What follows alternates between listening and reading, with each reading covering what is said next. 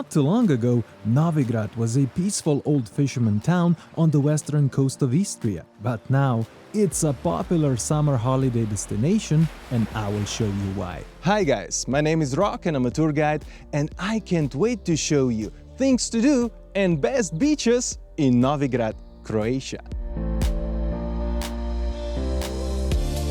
Small peninsula next to the mouth of the river and well-protected natural harbor were a perfect setting for a fishing town. No wonder that small fishing town developed around its naturally protected harbor known as Mandrač.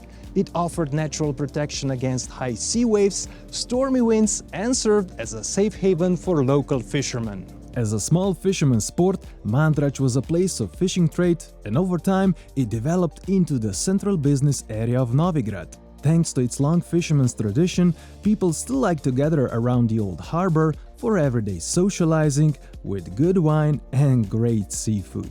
Mandrač is still used by local fishermen and smaller boats, but right next to it is a large modern marina with a unique shell-like pier arrangement that gets very busy with modern yachts. The Romans also considered this small peninsula with natural harbor to be a good strategic point. They occupied the peninsula and built their military fort that later developed into a town. That is why this small town has an impressive history spanning over 2 millennia. But in the 10th century, Novigrad was threatened by frequent pirate attacks. To secure peace and stability, Novigrad and other Istria towns joined a powerful Venetian republic. For the next 600 years, Novigrad was part of Venice and got its Italian name Cittanova. Venetian history reflects itself in the architecture with Venetian-style houses and a distinctive Venetian-style building, the town loggia. This outdoor gallery has a covered roof with open outer walls, providing communal space offering shade while remaining connected to the outdoor environment.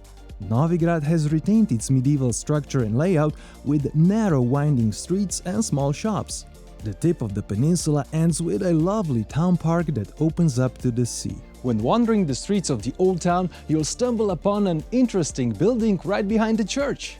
This is Lapidarium Museum, Istria's first purpose-built and designed museum that represents a successful merge of old and modern architecture. Modern building contains a permanent collection of stone monuments and pieces dating between the 1st and the 18th century. Most significant pieces include beautiful details of door sills, lintels, openwork window panels, coats of arms, altar plates, and other fragments. Museum space also works as a gallery or exhibition space featuring Croatian or international artists and other interesting exhibitions. Here is another unusual museum well worth the visit called Gallerion. This private Istrian war museum offers a unique exhibition of rich maritime and naval history of the entire Istrian coast and its different nations from the 1800s to the Cold War. Big part of the collection is dedicated to Austro-Hungarian Imperial and Royal Navy. You see, after Napoleon defeated Venice and conquered most of Europe, he became too greedy and lost everything, including Istria and Adriatic. The Istria region, including Novigrad, became part of the Austrian Empire until the end of the First World War. Austrians brought huge and rapid development in the region, completely transforming small coastal towns and establishing Istria once again as an important military and naval base in the Mediterranean. After the First World War, Istria became part of Italy, and after the Second World War, it changed hands again and became part of Yugoslavia. This museum is one of rare places to show the history of different nations that shaped Istria regardless of their nationality, as it also covers the period of Italian rule and the period of Yugoslavia.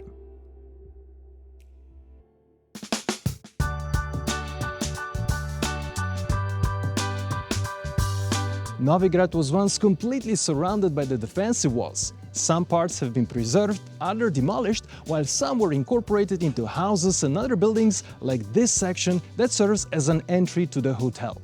In the turbulent times of the 1200s, there was an intense fight between powerful Italian ports of Venice and Genoa for supremacy in the Adriatic. Eventually, Novigrad became part of the Venetian Republic, and soon after, the walls were built. The walls were the result of painstaking labor of Istrian craftsmen who erect and maintained the tall ramparts made of broken stone. The walls were topped with crenellations, a typical feature of medieval defense architecture.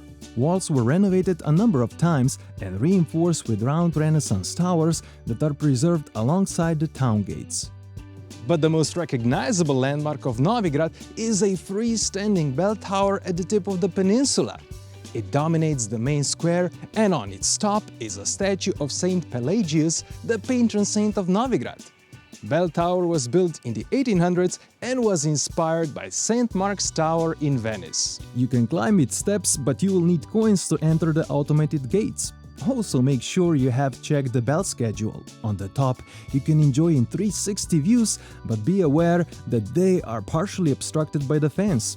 Bell Tower is part of the parish church built in the 15th and 16th centuries on the foundations of the early 8th century basilica. Church's interior is dominated by Baroque altar and elevated space that hides the only crypt in Istria. It was part of the original church and was used to hold a sarcophagus with the relics of Saint Pelagius, the town's patron saint. If you visit Novigrad in the last weekend of August, you can join the celebration of their patron saint. Celebration includes a 3-day festivity with major entertainment, cultural and music events. But the main reason why Novigrad is becoming more and more popular are its beautiful beaches. You can choose between rocky, concrete and pebble beaches, and most of them are still somewhat wilder and untamed.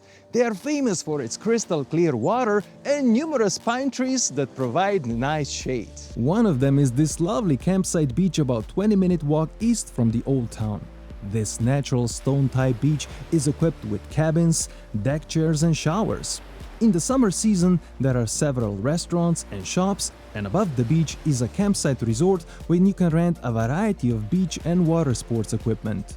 Much closer to the old town, at Hotel Maestral, is one of the most popular beaches in Novigrad, known as Punto Mare. This pebble beach offers a swimming pool besides the sea and a large sunbathing space. It's popular with children as it also has a playground, and in the evening there is a live music or a DJ. Opposite to the old town is a beautiful small peninsula with no buildings, just pine and olive trees. Trees provide a nice shade for the pedestrian path following the coastline. Along the bay between the footpath and the sea is a nice stretch of pebble beach. Beach offers beautiful views of Novigrad, and due to its shallow waters and many trees providing shade, it's a popular spot for families with kids. About 30 minutes walk west from the old town is another green peninsula known as Kastanija. This is a beloved spot for outdoor lovers, offering a popular campground as the peninsula is covered with oak and pine trees providing nice shade. Mostly rocky and partly concrete beach offers beautiful views of the old town.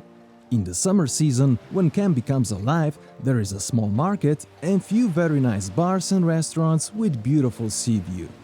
Besides lovely beaches, crystal clear sea and charming ancient town, Novigrad also offers a unique culinary experience.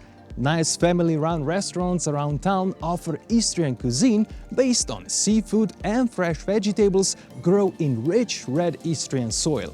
But on the top of the menu is St. Jacques shells, or Kapesante as it's called locally. Scallop shell is grown in the marine area where salty seawater mixes with fresh river water.